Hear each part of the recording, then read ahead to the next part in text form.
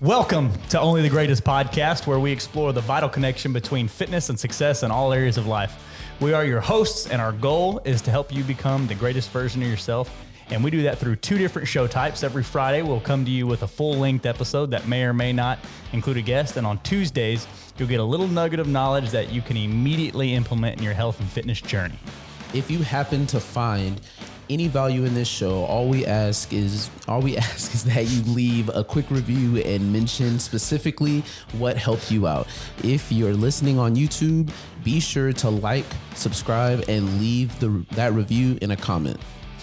The one and only sponsor of this show is ourselves, OTG Fitness. OTG Fitness is a private personal training gym in Webster, Texas, on the south side of Houston.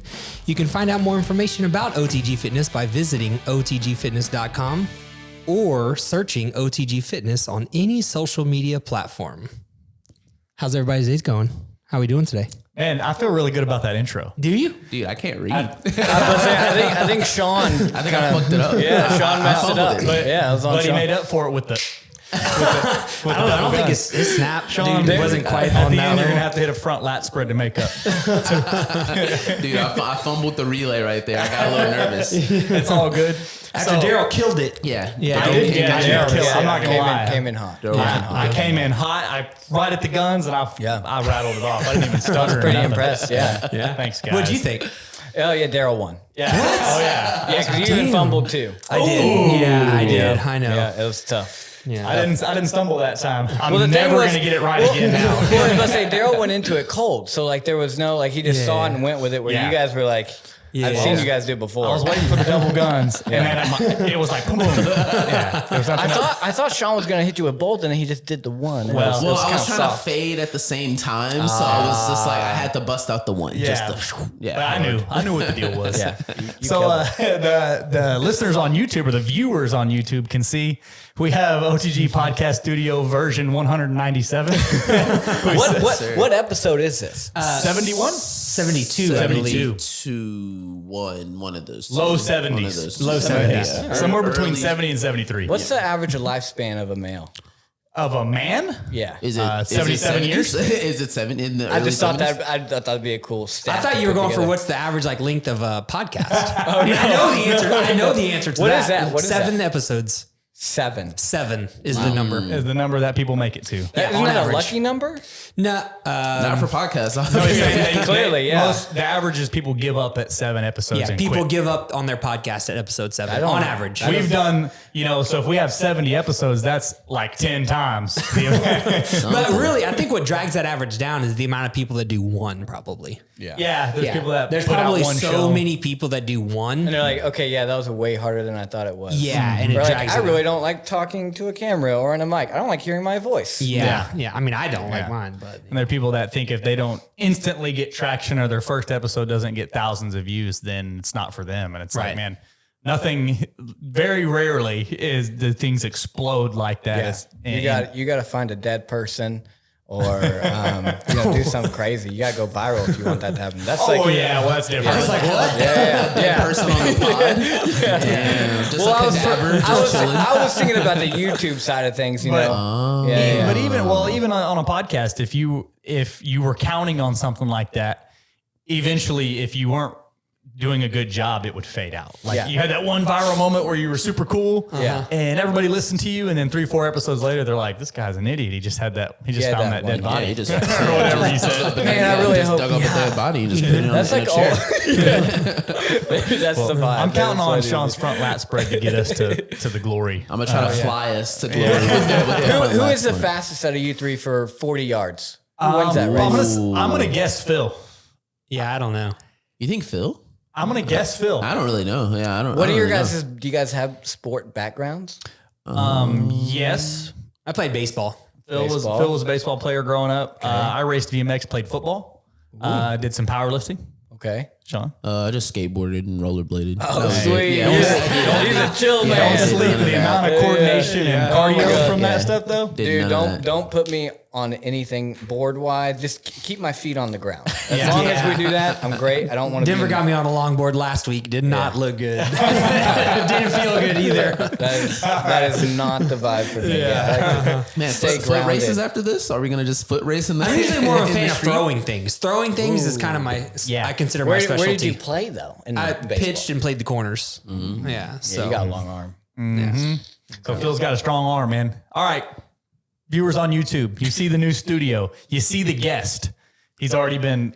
You know what I like about you? You kind of just jumped in there after this intro. A lot of the guests, which they've never done it before or they're not familiar with it, they kind of hang back and they're quiet, which is fine. Yeah. It's a normal reaction, but you're like, no, man, Clearly I'm not. hopping in there. I like how I also like wore my gym shirt to That's your cool, guys' gyms. Like, I'm just like, I'm proud. No, yeah, man. represent. Kill. Yeah, I'm with Yeah, you. yeah. So No. we got a new guest on the show today, and without further ado, I'm going to give the mic up to him and let him tell his story.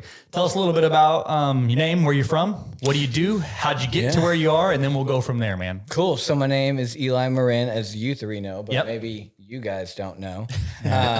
But I'm a trainer at Iron Kill Strength, as it says on my shirt. But I do many things. I got Phil was talking about this. Yeah, Carry on. I got a YouTube channel that is all about fishing. Oh, Daryl, dude, you done good. That's like the first rule. That's the first rule. Well, so to be fair, I am on call for work. That's the only, my ringer hasn't been on since I got a phone in like 2010. But when I go on call for work, I have to have Are it you on. a surgeon? I am not a surgeon. What are you, like a bomb squad? Kind of. You're like, actually, yes. I'm like, well, if your phone's going off, you should probably So take it. part of my job, I work for the refinery. Gotcha. And part of my job is to make sure stuff doesn't blow up. So kind of. Fair enough. But I carry on, man. I'm sorry. You do a bunch of things. Oh yeah, so I do that, right? I train full time. That's your full-time job? It's full time job, and not the YouTube, the training. Yeah, right. Let Yeah. me clarify that. But I fish a lot, and then training wise, I was a wrestler, collegiate wrestler, ran cross country, and now I run ultra marathons. I do 12, 24-hour OCR races. Long endurance stuff. Like I said, though, I keep it on the ground. I don't swim. That's always the next question. Be like, do you do triathlons? I'm like, no, I hate swimming. Also, ultra for the listeners. How long is the duration before it becomes an ultra? Is it a time? Is it a mileage? 31 miles. 31 miles. Yeah. Wow. So that's when it becomes ultra. yeah. All right. I knew the next you step. ran, but I didn't know it was that. I didn't know it was to that level. Yeah. Wow. I don't really enjoy short distance running, mainly because I'm not real fast. Like Phil could probably beat me in a sprint. If you can't, you got to get fast. You gotta work on that. Yeah. But in all seriousness, yeah, I kind of like to see what my body can hold over a long duration. I like to, kind of push myself way past what I think other people are willing to. If it be in anything that I'm putting myself into, I just like to be uncomfortable, right? Like I feel like if I'm not challenging myself or pushing myself beyond what I think, not just my body, but my mind can do, then I don't really feel like I'm growing, right? So there's often times where, I signed up for a 5K, I did that, and I was like, okay, what's the next thing, right? And I was like, well, 10K is the next thing. So I did a 10K. And then I was like, I don't want to do a half because that just seems lame to tell people like, yeah, I'm running a half. And Yeah, it is lame. no offense to say anything to anyone who's like all about running. That's halves. where we're at right now. Yeah. So like know that. Like know that. I Like, literally almost died. yeah. So like I met my wife running a half actually. yeah, Wow, so, cool. So I'm just a terrible person. Yeah, I get it. Yeah. But no, so it was really just like, okay, so what's the next thing? I ran a half or a full marathon, and I was like, okay, that's cool, but like, is there anything more past this? And there was a couple things I didn't enjoy about a full marathon. The one that I did was the Oklahoma City Memorial Marathon. I'm from Oklahoma, by the way. I'm sorry to hear that. Hook 'em horns, though, if that means anything to you guys. But regardless, ran that, and it was a disaster. I made it to, mile 18, I think, and my quads blew up. My hamstrings blew up. It was just one of the toughest things I've ever had to do just to finish. And I finished, and I told my buddy, I was like, I'm never doing this again. And I think within Decided to do more. Yeah, and then You decided to run a longer race. Yeah. And so Sure. within 30 minutes, Logical. I remember like laying, so my buddy Andrew, if you're listening, this is funny. He had this, he's listening. He had a shower at this point in time. And it was about like, if you were to stand this up, this table that's in front of us, if you were to stand this up, that's about the size of it outside of a curtain. So like you couldn't move anywhere. So like I had just finished this race. I couldn't hardly walk and I'm like cramped trying to wash my body and everything. And I'm like, I need to find a harder race. And so I get out of the shower and I'm like looking for the next race. And he's like, what are you doing? I was like, I got to find another race. He's like, you said you weren't ever going to do this again. And I was like, I'm not. I'm going to do something harder. You know, and that's kind of where it started. And of course, like I kind of took a lot more time to prepare and prep and get ready for those races. Sure. And, you know, I tell people all the time, I'm like, unless you kind of have a good foundation or you've been doing this for a while, it's something that's going to take a while. Like you may sign up for a 100K or 75K, something like that, right? And you may DNF, you may not finish, and that's just part of it. But one of the biggest things is learning where your limits are. And usually you don't find that out until you've crossed it the first time. Right. Like you're like, okay, like, you know, something is failing, something's shut down, I'm hypothermic, whatever it may be that you're going through in that race outside of cramps or, you know, your stomach is upset, you're vomiting, whatever it may be, right? Like your body's shutting down. And that's kind of like, okay, now I know where that line is, right? And so you're always kind of towing that line of going too far and pushing yourself. So it's a very dangerous kind of place to be in where you're always flirting with that line of danger. So I always make sure people understand when they do take on these big races like this, like understand it's okay to not finish. Right. The best runners that are doing this don't finish races all the time.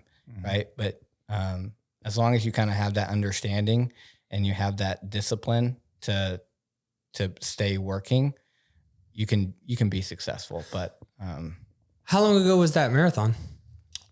2000, what are we? 2012. Oh, wow. 13. So how many ultras have you ran at this point, Eli? 1, 2, 3, 4, 5. Ish. Around 10. Around 10 ultras? Maybe a little more. Okay. Yeah. So you're averaging about one a year. I usually try and have 2 big races a year. 2 big races a year. Yeah. And then, So you'll do 2 ultras in a year. Yeah. Typically. And some of them are really cool formatted where, you know, I did one in 2020, my big race got canceled, but I had all this training that I put in. So I did a 5K every hour on the hour for 24 hours.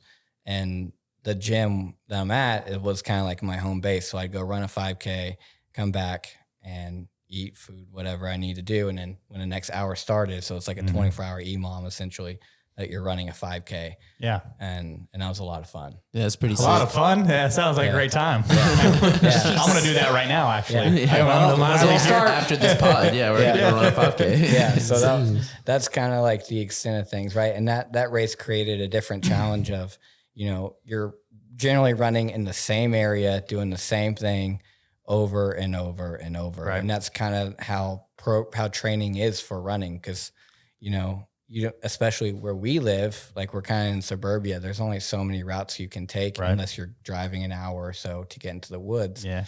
You can just snake through the suburbs, basically. Yeah, exactly. Which you can get your distance in, but it's nice to have a laid out course. Yeah. What scares me is cars sometimes. I always feel like someone's just going to like, you know, be on their cell phone and just take you out with a Tahoe or something. I've been hit. You gotta watch those Tahoes, dude. 3 times? 3 times. My life. Did you get hit by Tahoe? I bet it was. No. No? Oh, well, please. Thankfully. They're still the most dangerous, though. Please don't tell my girlfriend that, because she'll never let me run again. Yeah. She like freaks out every time I go running. You know, she's like, look both ways, like 3 times, 8 times. Like, I'm very I'm very aware of. I don't almost enjoy running with certain people because they'll be like just non-aware. I'm like, you gotta like look, because they're not looking. I feel that way on bikes. Like, bikes are even worse. Yeah, because you can't, like, I can stop my feet whenever I want. Right. I can't stop a bike right now. Yeah. My bike will stop when I'm over there. Right. Sure. If I'm hitting the brakes. It sounds to me like it's the mental side of this that. Oh yeah, like that you like? I'm usually finishing anywhere between like 3rd place and 10th place on these races, which is really good. Like, don't get me wrong, but I've never stood on the top of a podium in a race, not once. But me pushing myself and finding out where my limits are, that's like the exciting thing. Like I get to go home, and be like, wow, like I did something that I know, probably the people in my town have never even experienced before. Those type of things. It's like something that's really cool to me to be uncomfortable and to know that I may not have been first in this race, but I may have pushed myself more than the guy that did get first. I don't know if I can wait till the end of this podcast to go for a run. Yeah. I'm freaking motivated. I'm ready to go right now. I am ready. That was the thing. So I contacted Phil. I was like, hey man, like I saw your post. Do you want to go for a run? He's like, well, let me get you on a podcast first. Yeah. I mean, that's the prerequisite. Yeah. We can figure it out here on the pod. You got to put your time in on the pod. But now, I mean, better watch out. This guy's a savage. Yeah, I don't know. I'm feeling pretty amateur right now. Yeah. Like, what would you tell us half marathoners? Yeah, over here, us lesser folks. Yeah, we've been running for Daryl and I have been running for a year. Mm-hmm. Sean's been running for a couple months. Yeah, a couple months. Yeah, the longest if each ran a half marathon. Sean ran a 10K. Yeah, and I think my longest run was about 15, a little more than a half on a training run. And the goal currently is to run the full marathon in January. What are your thoughts? What's your advice? What's your advice? Like where we're at? I think you fell asleep when you said full marathon. I mean, he's just bored. The guy's full marathon. 100 miles. I ain't talking about It's nothing like that. No, the biggest thing that I always tell people, because it's running, it's one thing. There's, especially at your gym, I'm sure you guys have a bunch of different varied movements and stuff that you guys are doing, right, to keep your training fun. It's very easy, especially in the summertime that's coming up, to get bored, to get less motivated because it's extremely hot. You got to dictate for, now I used to run at 10 a.m. in the morning. Now I have to either run at 6 a.m. or I got to run at 8 p.m., whatever it may be. You just need to find something that A, is going to be fun, and B, that you can do consistently. Just like with anything that you guys know when it comes to health and wellness, it needs to be consistent, right? It doesn't have to be exciting. It doesn't have to be the new thing. It just needs to be something that you can be consistent on day in and day out. And that's where you're going to find your biggest. So your advice is train consistently. Yeah. Just find something that works for you and stay in the groove. Yeah. Like don't get caught. Like it's super easy. And I fight this a lot where, I follow a lot of runners and athletes that motivate and inspire me, and sometimes like I see where their runs are and their paces, and I look at mine and I'm like, well, I'm kind of just a slow fart out here, like not really like just like that slow stinky fart that no one wants to hang out with, just like crap. It's like the car fart. You're stuck in it, right? Everyone has to sit and brew in that smell. That's like my biggest fear as a runner. It's just it's being that. I don't want to be that for for someone. But and that's also on the other side. A lot of people will see my runs and be like, "Oh, I can't run with you. Like I can't do this." And it's like, well, like my job, I love to grow the sport. I love to get people involved with running of any form or fashion. If it's 1 mile, if it's 10 miles, 100 miles, whatever it may be. Right. Like I love that people are wanting to get outside and move. I'm crying right now. Two very important things. Yeah. Let's switch gears just a little bit, Eli, not too much. So you're in the personal training space. Yeah. 2 questions that I have up front. One, how did you get there? And 2, do you train people for strength training, running ultras, all of the above? Go ahead. Yeah, all of the above. So, what was your first question? I got excited. How did you get into training? So, I have a very sports background. Played sports my whole life. Always been involved. But I actually work for the YMCA in Oklahoma, and I moved to Arizona for that as well. I always worked with kids, with the youth, and I ran the child care programs, youth development stuff, all that stuff. And they're like physical fit, like their PE style. I mean, everything from summer camp to all the sport programs that they had there to, you drop your kid off and you go work out, overseeing all that type of stuff.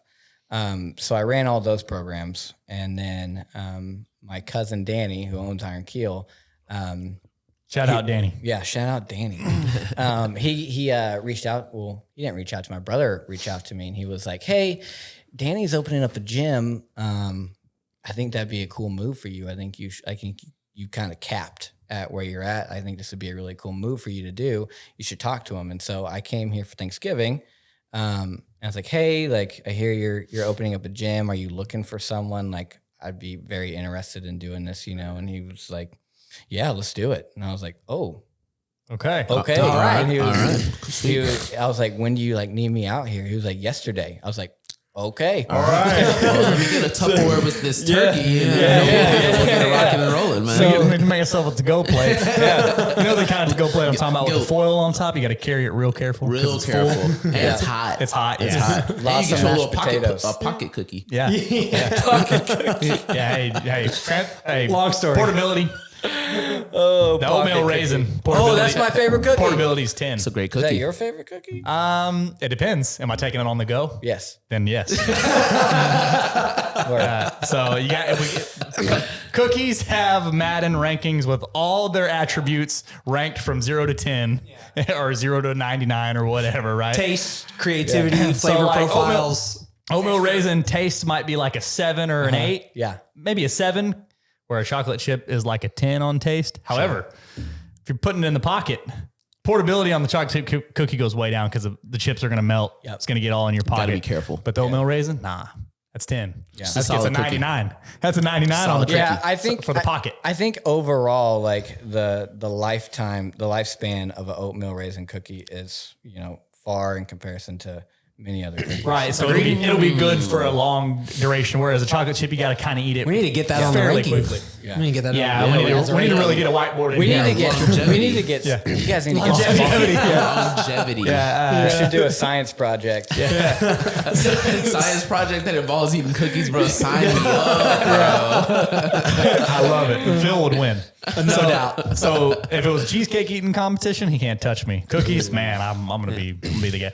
Danny says, "Get here now." Yeah, Danny says get in here. So You're in Arizona. Yep, I fly back to Phoenix, and I tell my boss like, "Hey, I'm deucing out." I packed up my truck. You know, I had a small Ford Ranger at the time. Yeah. Nice. Loaded it all up, and me and my cat, and we drove down here, and it took about 26 hours. I think. Did that drive, and then that same morning that I got in, we had our first like staff meeting. Wow. That's So crazy. you like drove all night and came into a staff meeting. Yeah. I walked in with your cat. Yeah, I sent the cat inside. Yeah, That's great. I was curious. I've always been curious of your relationship with Danny and Iron Keel. Like I know who Danny is, and I know Iron Keel and everything. I've been over there, and I know like when he moved locations, you went as well. But I was never sure of the relation. I didn't know if you just worked there. Yeah. I didn't know if you like some type of partner. I didn't know what was going on there. So that's interesting. yeah. He the very first some of the very first clients we had coming into the gym, he'd introduce, you know, all the coaches, you know, and show them around the gym. He'd be like, "Oh yeah, and that's my cousin Eli." And I was like, "No, like I work here. I Like, work I'm here." not just like the dude that like hangs out in the Hanging corner out at the gym. Yeah. What's up, man? I'm Eli. Yeah, I'm like, no, like I am somebody. He's like, "Oh yeah, we'll just call you cousin Eli." Yeah. And so now like everyone knows me as cousin Eli. Cousin That's just- Eli. That's just Yeah. the nickname. Wow. So yeah. We need to switch that to trainer Eli. Yeah. Yeah. I don't know. It's stuck now. I mean, yeah. We'll So, talk more so about you that. hop in there. Yeah. You become cousin Eli, and you do like a standard. You take on clientele. They come in for X amount of sessions, and you tailor to them. How does it work? So I have a morning class that I run. Okay, so it's class. It's a group. So I have that first thing 6 a.m. And then after that is all my PT clients. So Yep. generally early morning into early afternoon is a lot of young adults to middle age to active older adults, depending Yeah. on what I'm doing. So we have people that, you know, their goal is to be able to do, you know, 5 pull-ups. Some people they're coming off of a knee replacement, you know, some people, all the goals are different basically. Sure. Right? So everything's kind of catered to where they're at, which is That's nice. kind of what I was asking. Yeah. So it's not like hey, this is what I do. You're like, hey, what do you need? And I can do it. Yeah, exactly. Okay. Yeah. And then usually in the afternoons is all like my high school, junior high age kids that Want to be work better with. at sports. Yeah, and I have some that are just like, hey, like my kid doesn't, exercise a whole lot, or wants to get comfortable. I want my kid to be comfortable in the gym. He doesn't have any experience, and we don't want his friend, who also doesn't know how to do anything, to go into a gym and get hurt. Right. Right. Okay. So we have lots of those that come in as well, which is really nice. So it's not just like you have to do baseball, football, soccer to come see me. It's anyone. And those are usually some of the more, retention wise, they usually stay longer, right? Because they don't have a sport that they have to dump off to. So they're not gone for 3 or 4 months, right? So you can see a lot more progression, a lot more growth, and that's really rewarding. And the parents, get to really see the benefit of that. And they love to see that their kid is happy and healthy and wants to continue to be like that, right? It's usually from 12 to 18 is a really pivotal time for kids, and they're sponges, right? So they're just looking to gravitate to who is going to help them progress to be a better adult, right? They're learning these skills, right? Whether or not they know it, kids between the ages of 12 and 20 are looking for guidance. Whether or not they know that that's what they're looking for, that's what they're looking for. Exactly. I know that's what I was looking for, and I didn't know that that's what I was looking for. Exactly. Until I was like 27, I was like, that's what was going on. Yeah. Anyway. Like when I look at my role models and people that like I look back at that really shaped who I am, right? It was in that stage of, 13 to 17, 18 years old that really had a big impact on who I am and how I carry myself now, right? So keeping that in the back of my mind, I'm, very conscious and very aware, not just of the kids, but also the adults that, that are looking to learn, right? As long as you're coming into the gym, looking to learn, looking to grow, you're usually going to have better results than, walking in with I've already done this for 5 years, or this has been working for me, but this isn't. It's like, there's an obvious reason that people are coming to me, right? And it's not because they're already super successful generally. Right. They're Like trying to get more successful. Exactly, At their goal. Yeah. Exactly. So whatever level of success that needs to be for them, you got to have those conversations. Like, I'm not here to give you what you want always. I'm here to give you what you need. Yeah. Right. And so kind of having those conversations early really sets the tone and can really lead to a lot of progress a lot sooner than it would be, you guys clashing all the time on what you think you should be doing. Right. So interesting. That's a really cool way to look at it. I feel like I'm not a personal trainer, but I know a lot of them. And I feel like while that seems very simple, that's not really the approach that a lot of people, a lot of trainers will take.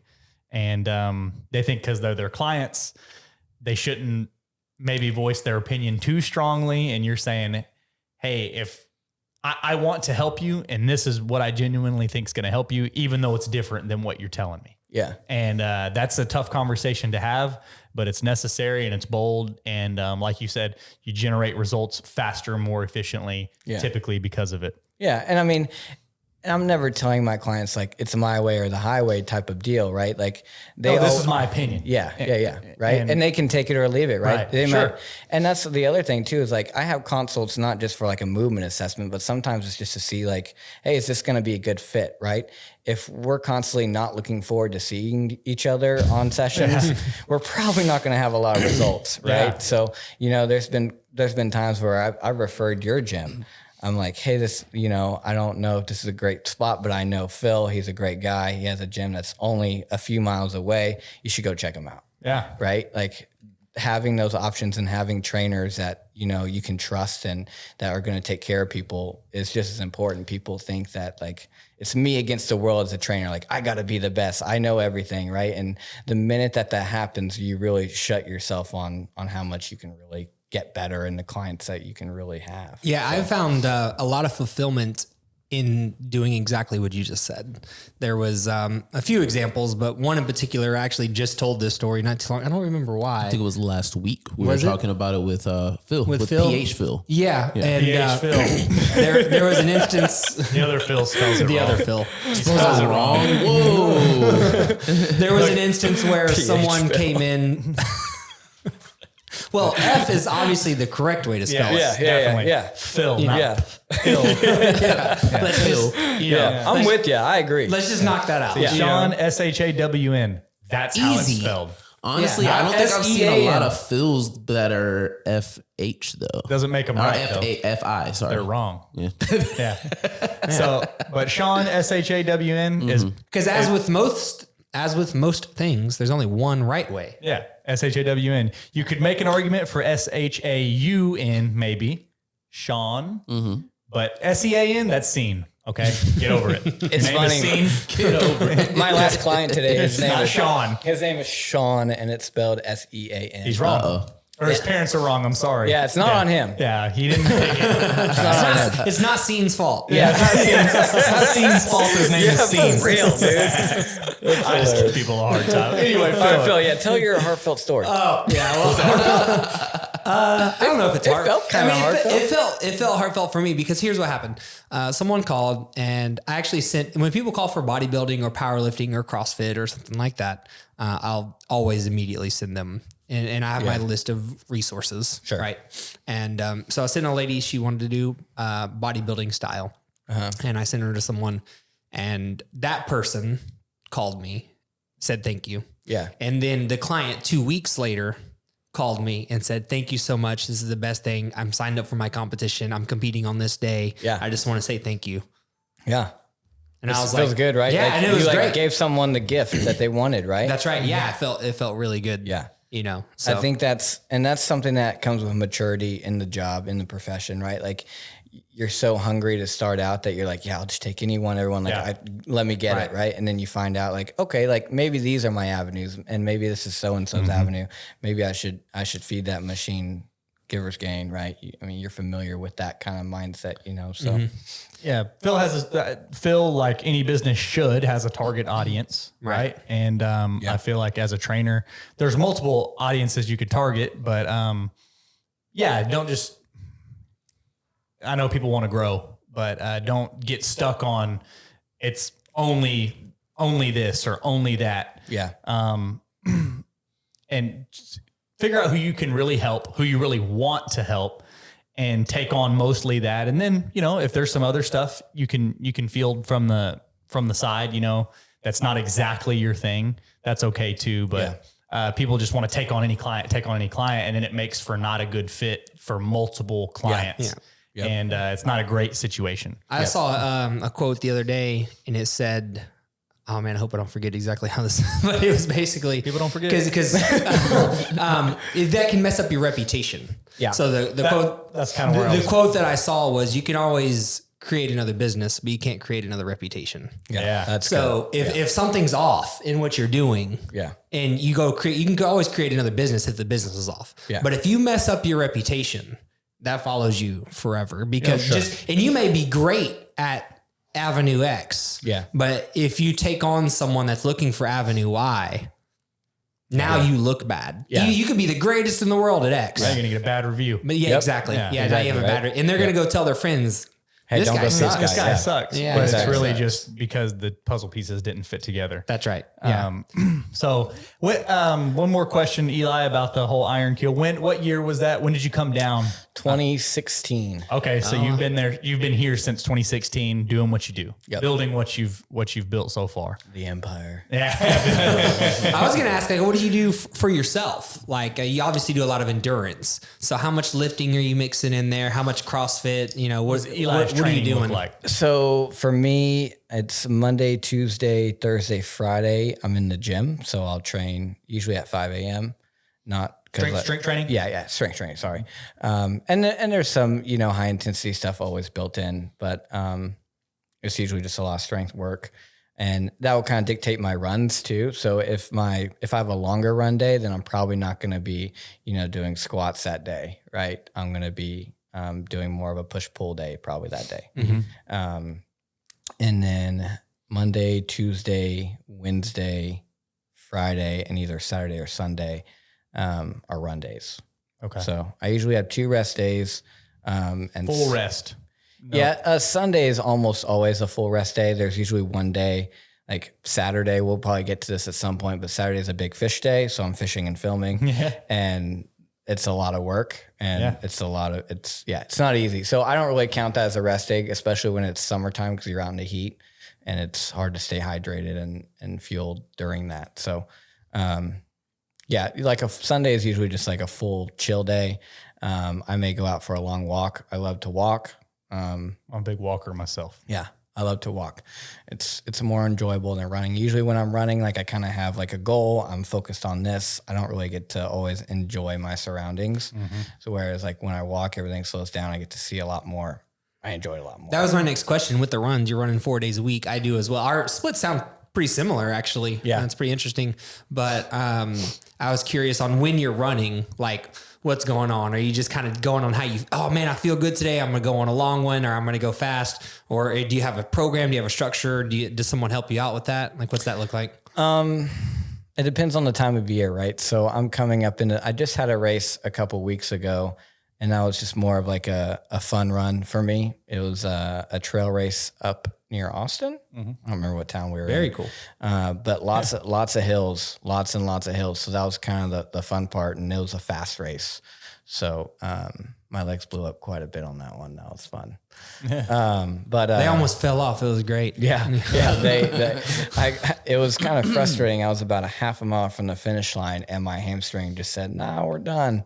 And I had to sit there and watch, 3 of the people that I was running against. I think at the time I was in 6th place overall, and I had to watch, my competition pass me. My hamstring is just like locked up, and I'm like, I can't move yet. And so that was tough, but it was a fun run. It wasn't like I was prepping for it or anything. It was just kind of to get me excited for the summer. So I always try and pick a race in February, maybe another race in March, and then I have one May, June time period to kind of get me excited and get me, refocused and get me an idea of what I need to do over the summertime.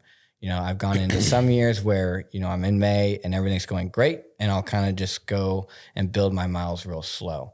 If I'm feeling behind, then I'll be a little more aggressive with my mileage. And that's not to say that like I recommend that for everybody. That's not like a blanket statement. If you're feeling like out of shape, you just ramp up your mileage. I'm not saying that by any means, but I've done this enough times that like I kind of can feel. You know what you need. Yeah. And some of those things, just dictate on the year, right? Like my schedule may be looking different, right? My workflow may be less busy, more busy that time of year. And I have to dictate for that. Cause I may be running for, an hour. I may be running for 3 hours at a time. So that's a big block that you got to try. So you basically build your own training program based off of how you feel. Yeah.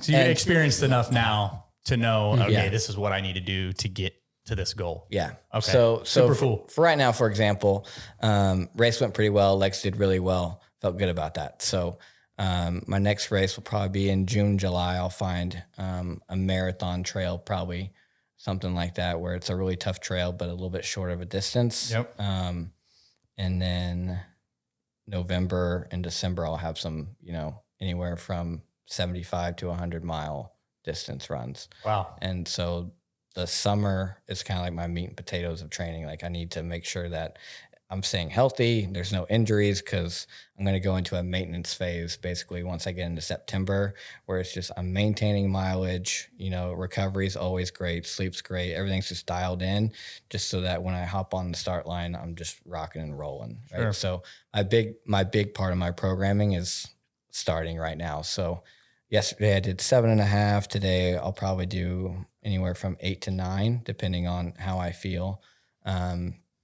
And then Saturday will be a fish day. We'll get to that. Sunday, I'll do a long walk. Yeah. When the next week starts, it'll look a little different. Did something turn off? No, we're good. It's mine. I'll fix it. Yeah, we're good. Sean. I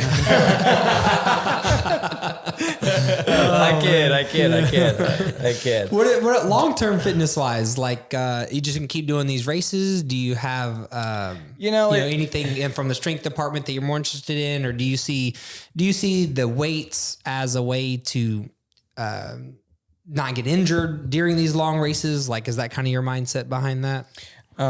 Strength training is, I think something that even still a lot of runners aren't signed on for and are missing a lot. You see a lot more injuries, right? So getting them the education that they need to know with strength training and the benefits that it gives to runners is something that I really focus on. So even in my own posts, I should probably focus more, on the strength training side of things, just so that people know, hey, I'm not just running all the time, right? Like I'm training 4 days a week in the gym.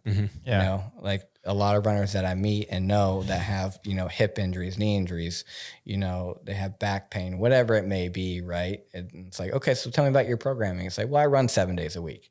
Yeah. And it's just like, it's wild. Phil and I ran our first half marathon last year. And so you start getting into that world a little bit more because we hadn't actually ran a race before. Yeah. And so you start talking to more people, and it's crazy the amount of people that think that, one, you can't, or two, you shouldn't do both. So there's people that say, oh yeah, you can't be a runner and lift weights. That's a pretty popular thing that people think. Oh, if you're somebody who lifts weights, you can't be a runner. Yeah. And then if you're somebody who's a runner, then either you can't lift weights or you shouldn't lift weights. And that's super common for no apparent reason. People just assume that since, maybe your goal is to be a good runner, you should only ever run. Yeah. And there's more. Why do you think that is? Why do you think people have people that from the outside looking in, they're thinking that if you lift weights, you can't run, or if you run, you can't lift? Like where'd that come from? I think it stems from, you see there's always a divide, right? Everyone wants to be like, I'm a CrossFit guy, or, I'm a yogi, or I'm a runner, or I'm a power lifter. So right? Do you think it's like a tribalism situation going on? on? This is what I do. Yeah. This is me. This is my thing. I can't dabble on the other side of the gym or, I can't touch a barbell because I got a 10K tomorrow, whatever it may be. Right. But I think the biggest thing is for runners specifically when it comes to lifting is that they think that's going to take away from their ability to run at full potential, right? They don't see the progress, but they're also the ones that are generally coming to me with, hey, I've had this nagging injury for 20 years. Or, I miss running. I can't run anymore. The doctor says it's plantar fasciitis or, whatever it may be. Right. And, you take a look in more in depth of what their training is like. And you're like, oh, you're running 7 days a week. You're not recovering, resting at all. Right. So you're giving muscle damage, but you're not letting it repair. Right. So there's that standpoint. There's no mobility built in. Right. Which is, I think, just in general, something that everyone is always kind of missing. Oh, yeah. That's my biggest thing. Yep. So, spending time on that, and then also making sure that you're building strength. If you don't, I mean, it blows my mind that people think that you can run 100 miles and not be strong. Like that blows my mind that people think. You got to be strong to run 100 miles. You got to be strong to run 100 miles. Yeah. Like if you're not going to make it. So the fact that, and that's kind of one thing I tell people when they're like, oh, so you're a runner. All you do is run, right? And I'm like, you see what I'm doing, right? Like I have races, for 12 hours straight where I'm carrying sandbags, I'm hauling things, I'm dragging things, I'm climbing over things. It's like, it takes a lot more than just some calf raises and running all day to be able to make this happen. Which people need to do more of, calf raises. Myself included. I have bad genetics though. Why would I train calves? I have bad genetics, dude. But so it is dumbfounding sometimes, but I love that I get to be a piece for someone to kind of correct that, right? So do you build running programs for people? Yeah. Okay. Yeah, so you do that and strength training programs. Yes. I know you said a little bit of everything earlier. Yeah. So I have clients that are just focused on certain races or they're running, right? And their weight training is part of that? Yeah. Okay. Yeah. Good. That's and so either some of them already go to a gym and they're like, hey, I'm already doing all this. Can you just put together, a program to get me to do a 10K or a half, right? Once you start getting over a half marathon, I think the general public has to get a little bit more dialed in on their run program. You can get away with a lot of things with a half. Yeah. Once you start getting over that 2 hour threshold, you really got to start dialing in a lot of other things. Yeah. Your body's got to be operating optimally for longer periods of time. And so the training gets a little more nuanced. Yeah. That's a cool way to look at it. So when's your next race? I know you could be. You mentioned June, July. I'm looking at June. I was just wondering if you had one that you were definitely going to do yet. I have a big one. My big one at the end of the year is in Dallas. It's a 24-hour Tough Mudder called World's Toughest.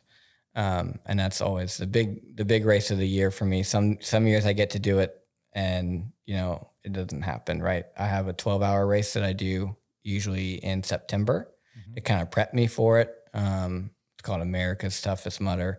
America. So it's when they say 12-hour, like what's determining this time threshold?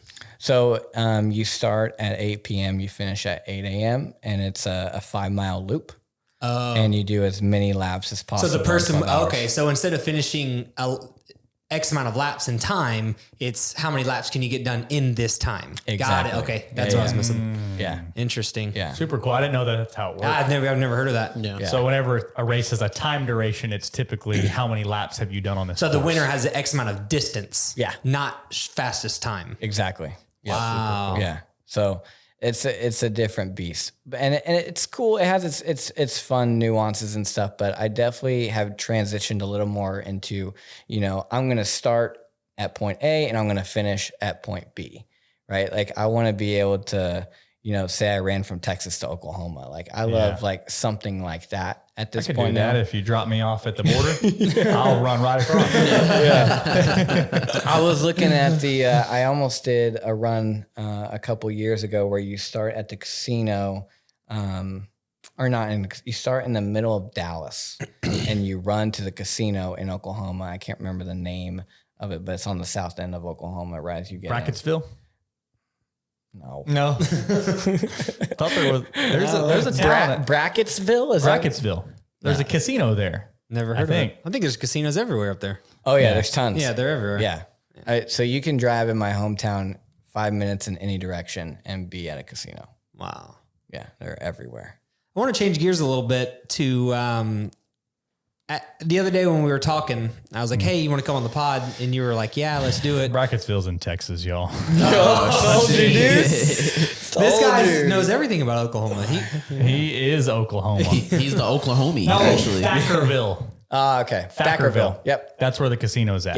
Yep. Or a notorious casino is there. Yeah, that's the. Is that the one? That's the one I was going to go to. Whoa. See there? He knows Bracket, it. Thacker. Same thing. It's a very odd word. There's some CKs and ERs thrown in there All I somewhere. heard was It's ers. just weird. It's long. But, sounds like a hornet. Yeah. It's a scary hornet. Last week, and I went in and dug a little bit, you know what I mean? Because to be honest with you, man, I've kind of been following you in the background for maybe a year or two.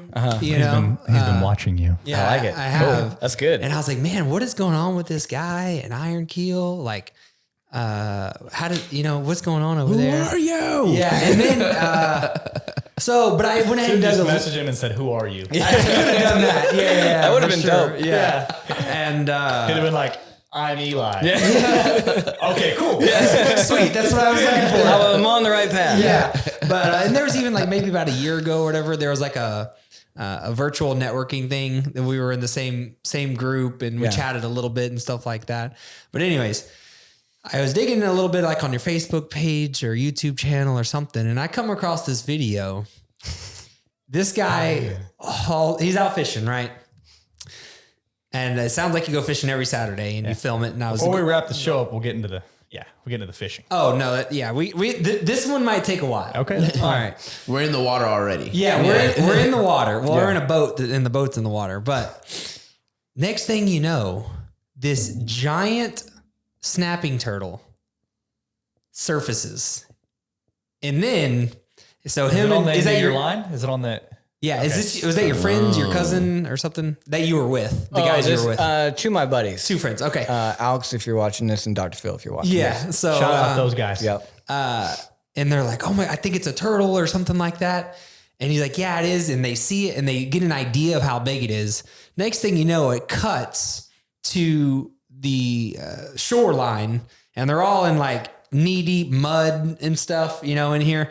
And this turtle, I'm telling you, I was scared. A giant turtle. I don't know. How big was it? Did y'all measure it or like weigh it or anything? No, we didn't. So it cuts, right? And so we got it up to the boat and we lassoed it. Yeah, that's right. We lassoed it and then we had to tow it to a bank. Okay. To get, we weren't going to put it on the boat. This thing had to weigh a couple $100 pounds. Oh yeah, it's massive. Yeah. Any of you guys Where'd you watching? catch this thing at? Buffalo Bayou. Okay. Yep. So you're in Houston. Yep. Right in downtown Houston. Oh, not, wow. Not far from the stadium. Okay. Yeah. So we're fishing for alligator gar, and throw out a big bait and something picks it up and it's like a really slow, steady pull. And I'm like, it's probably not a gar. So I reel down on it and it's just like like you hooked into a dead body, as we were talking about earlier, right? And so it hooks into that, and I'm like, this is weird. It has to be a turtle. And I just think Or a it's dead like, body. Or a dead body, yeah. Or a dead body. Yeah. And I would probably went more viral. No. You would have went viral. Yeah. But snapping turtles aren't as cool as dead bodies. Yeah, sadly. But either way. Maybe I'll pretend to be a dead body. You can catch me and we'll both go viral. I'm okay. But either way, so we get it up, and I just think it's, I've caught. You drag it to the bank. Before this. Okay. I hook into the snapping turtle, right? I'm like, okay, I've caught snapping turtle before, not a big deal. And I see it, and I'm like, holy blank, this is the biggest turtle I've ever seen. Holy shit. Yeah, exactly what you said. Yeah. I said that in the video. And I'm like, oh my God, it's the biggest thing I've ever seen. Like, that's what she said type of joke. Right. Yeah. And so they're all like, what do you want to do? I was like, I want to get this thing on video. Like, this is what I'm here to do. And so we lasso it, we tow it to the bank. And I've never handled a big snapping turtle before, but I don't want to handle any snapping turtle. But with They snapping, snap. yeah. So with their heads though, they can't reach directly behind them. So Right. You're safe as long as you stay directly behind them. They have this big part on their shell that you can hold on to, Yeah. and you're gonna be fine.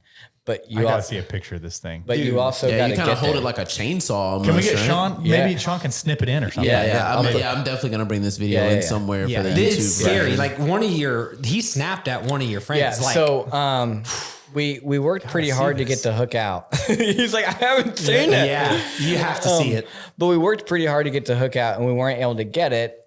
Sadly, it'll still be fine. And if you watch the video, you'll know that it's just in its jaw, not actually in its throat or anything. So he'll be fine.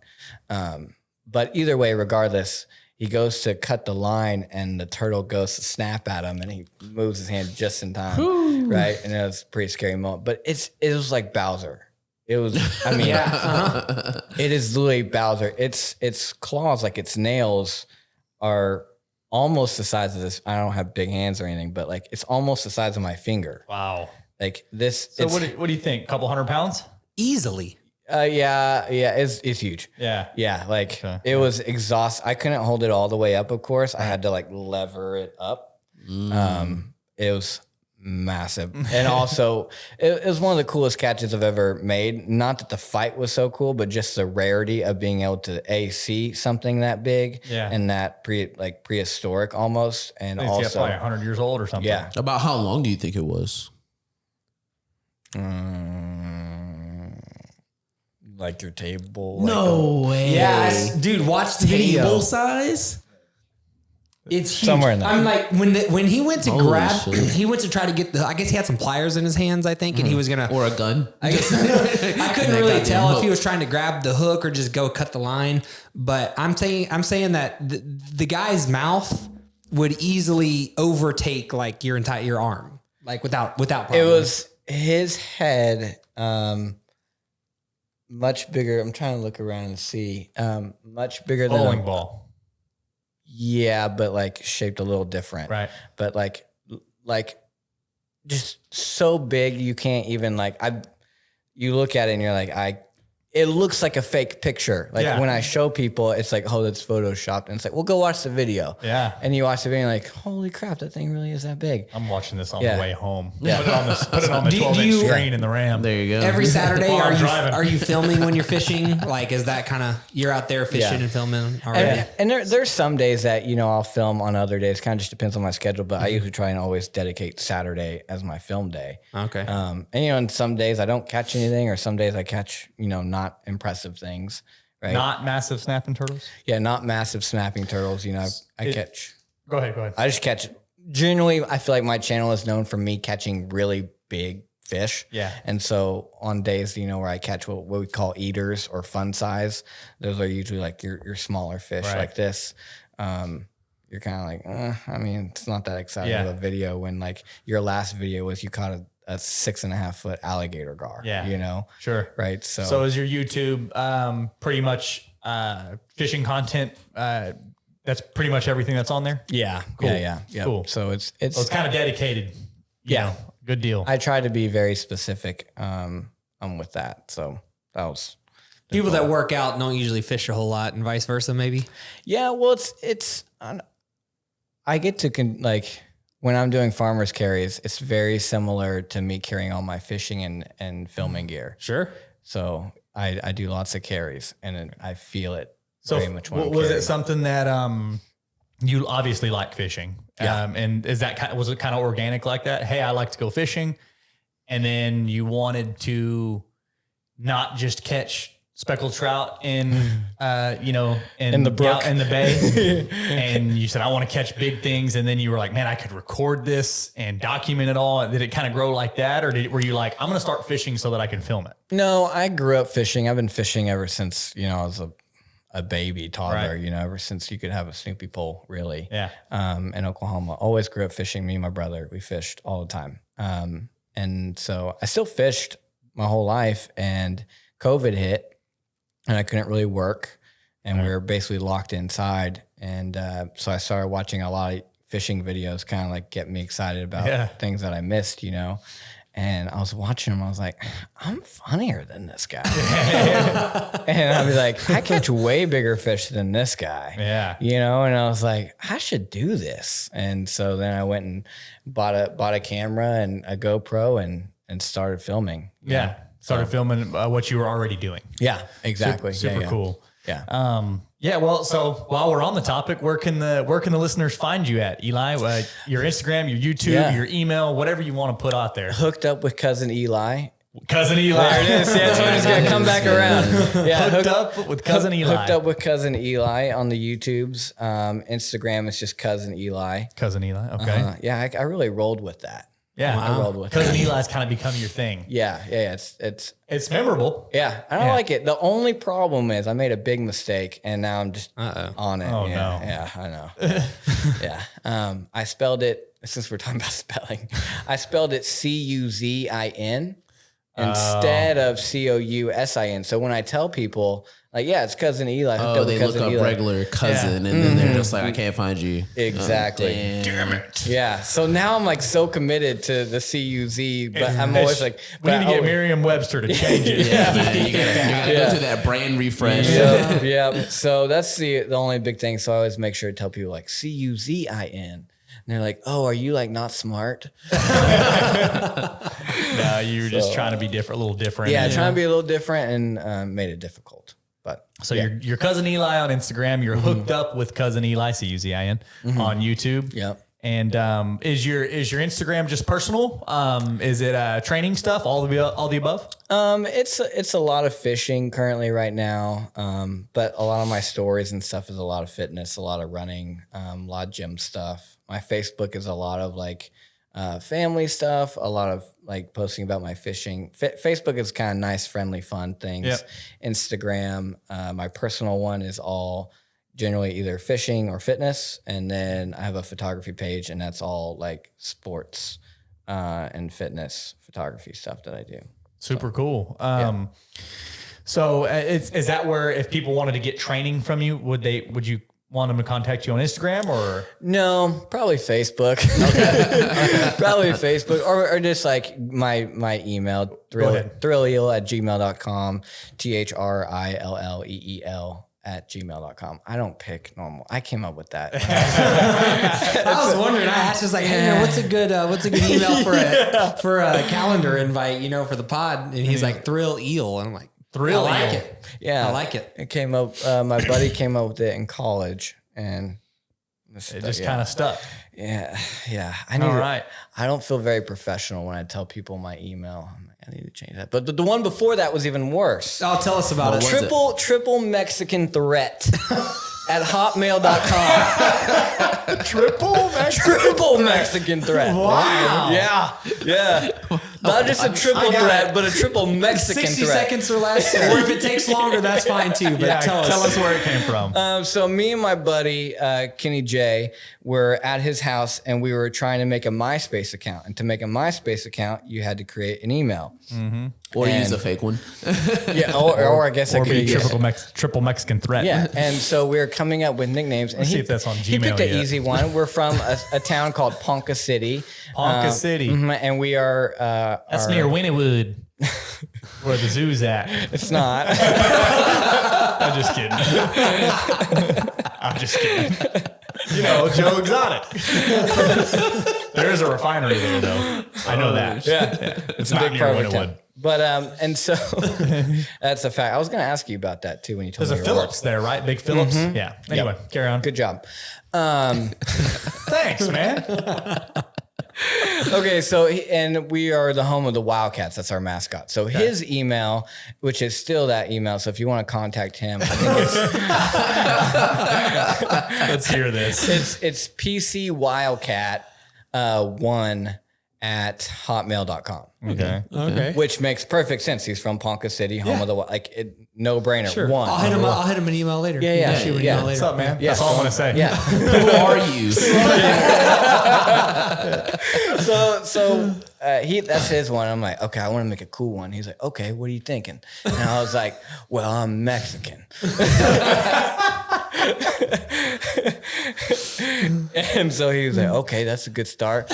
And I was like, but I'm really cool. And he was like, kinda. And I was like, well, I'm funny. And he was like, yeah, you are funny. I was like, I'm a threat. And he was like, huh? Well, Funny. he was like, yeah, but like two threats? And I was like, yeah, that don't sound good. I was like, triple Mexican threat. And he was like, yeah, but what's your third threat? I was like, crap. So being funny and being Mexican are the first two threats. Yep. Yeah. Which Okay. is what, and like the name is triple Mexican threat. So like, I really only had one. Oh, right. Yeah. Because Right? Mexicans Okay. built in. Yeah. Exactly. So I'm really only at one threat. There you go. I'm Single funny. Mexican threat. Which one threat is never like very scary to anyone. It's not enough threats. Yeah, it's you not gotta have enough at least threats. three. Yeah, Triple. you got to have three. But so you were bluffing and you didn't tell anybody you were bluffing. Exactly. So triple. Yeah. And so that was it. We never came up with three. We really only had the one. Stop to this day. Yeah. So, Dude, that should be. Well, you're the funny, long distance running, fishing Mexican. There you go. yeah. Now you're quadruple. Well, then you would be triple Yeah, Mexican because you have Mexican's your built three into the threats. name. Yep. You have Okay. your three threats. Now it's suitable. I need to go back to that. Finally. Yeah. All these years later. Yeah. I got it figured out. How did we get to that, by the way? Oh, you were just trying to figure out how to get a hold of me. Yeah. Yeah. Gotcha. Yeah. So I have one last question before we start wrapping this up, Eli. How has fitness positively impacted your life? And there's no right or wrong answer. We just like to ask the guest because that's kind of what we try to promote here, right? Yeah. We think that fitness is being physically fit is related to success in all ways. So Yeah. So go ahead, man. I think the biggest thing for me is that it's challenged me to grow, not just, in my health, but financially with my relationships, just to be well-rounded in growth, right? Yeah. To always be motivated to do more, to be better. If it be, with my clients, if it be with my fiance, if it be with my friends, if it be with you guys, making sure Sean's not on his phone too much. Yeah. No, I'm right Making now. sure I'm his taking camera's notes. not. Making sure I'm taking notes over here. that backfired on you. You got me. Trying to get me. Leave me alone. The teacher that's like, Accountability. Sean? Yep. I'm in the cave doing homework. The phone's right on the next page. Yeah. He's like this. He's locking his phone. I'm watching the Exactly. Snapping Turtle video. Holy shit, this is huge. But yeah, I mean, I think that's like, I spoke to a lot of like, I want to push myself, right, to grow and to get better. And I think that's crossed over into my everyday life. So Phil and I use the term it bleeds. It bleeds into, so the more the better, I guess the more your fitness journey grows, the more you push yourself, the more uncomfortable you get physically, it bleeds into everything else in your life. And by bleeding into it, it improves, right? Yeah. And I think the same happens if you quit pursuing your physical fitness journey and you got out of shape and you didn't push your limits anymore. That would bleed over and depreciate, I guess, the other aspects of your life. Yeah, quality of life, I think. I mean, COVID was a prime example of that for me. I got forced to be shut indoors and I didn't get to move very much and I just wasn't happy, right? Yeah. I didn't get to be around the people that I loved, the people that made me happy, right? So it took a lot of that away from me. So I had to work really hard to try and build relationships and trying to find ways to still make these things grow and make these things happen. Yeah. And a lot of it came from running. Yeah. And then I started reaching out to more people who were also in that same battle of being like, the only thing I can do is, run up and down my stairs for 30 minutes, and it's like, all right, well, FaceTime with me and we'll do it together. Right. Yeah. I got stairs. Right. And it brought that community back in and it brought that motivation and made me feel like, okay, we can make this work. Yeah. I can find some happiness through all this. So that's what it is for me, the bleeding. Yeah. So it sounds like also you said something else too. How can I say this? The physical fitness turned what most people experience as to be a terrible time into something good for you. Yeah. Being the pandemic, you were locked inside. You weren't happy about it, and doing physical fitness by yourself and with your clients, running up and down the stairs together, it turned it into something productive. Yeah. Rather than sitting on your ass, and not doing anything or feeling sorry for yourself or whatever. It brings value to them too. They start to realize that, hey, this guy, it's a good thing for everybody. Yeah. Like they're bettering themselves and they're also getting to see someone who is, on the positive side. That's like, hey, we can still grow from this. Yeah. We can get better through this. It doesn't have to be a sacrifice. It doesn't have to be like, well, I guess we're stuck for 6 months. It's like, we can still get better. We can still grow. Yeah. It's just going to be in a different facet for right now. It's always one of the controllables. So you hear a lot. It's I guess kind of a buzzword, but it's so true. That people need to control the things that they can control and try not to focus on the things that they can't. Your physical fitness. I mean, everybody has a limit, right, to what they're capable of doing at this point. You can start improving that. You can do the things that you can do. Yeah. You can go for a walk. You can go for a run, whatever level you're at. Sure. You can control what you eat and what you don't eat. Nobody's forcing anything down your throat unless you're like a POW or something, which I'm sorry. That was dark. Well, I mean, what was that your first choice? POW? What's that? Prisoner of war. Oh, wow. They're forcing them to eat stuff they don't want to eat or whatever.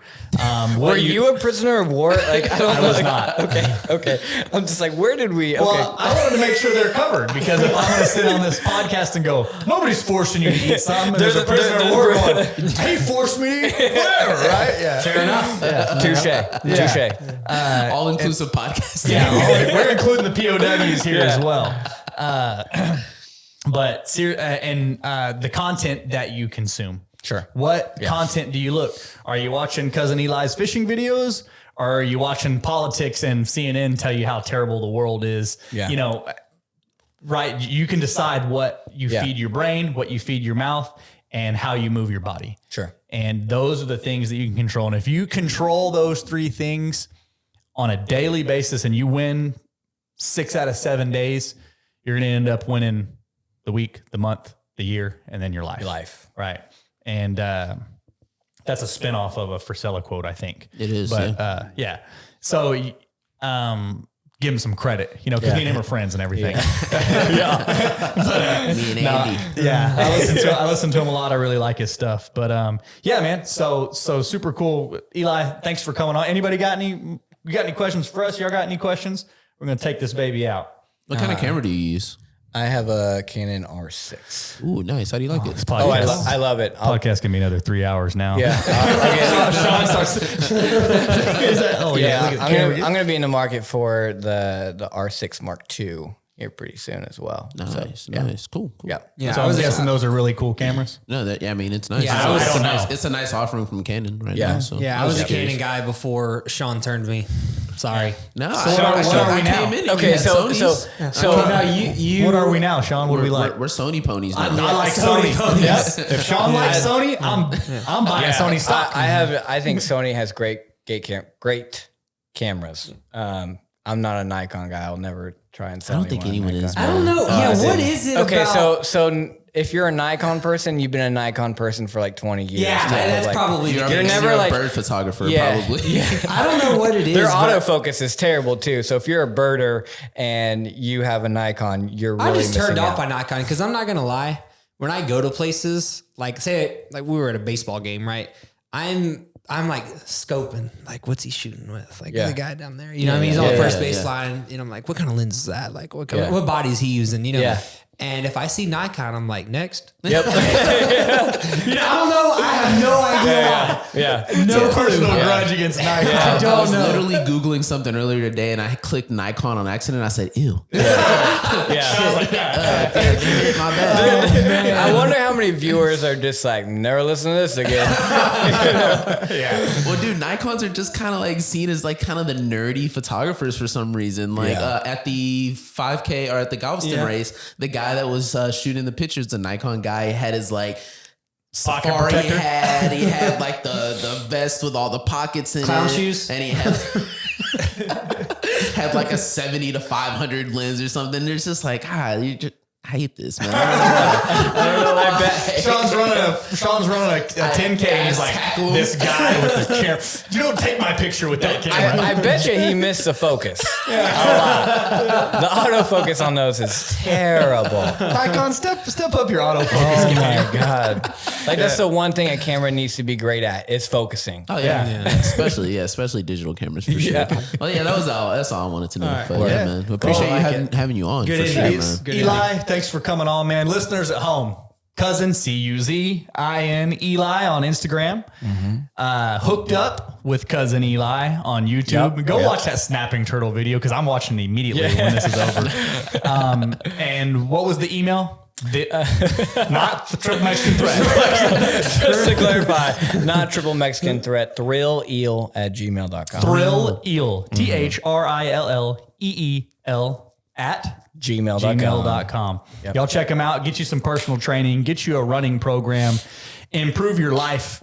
Period. Go fishing with them. Yeah. You know? I love taking people fishing. Do not bring your fucking Nikon. Yeah, if you're a Nikon user, I'm not hanging out with in you. the parking lot and kick you out of the iron. The iron keel does not allow. We'll feed it to the turtle.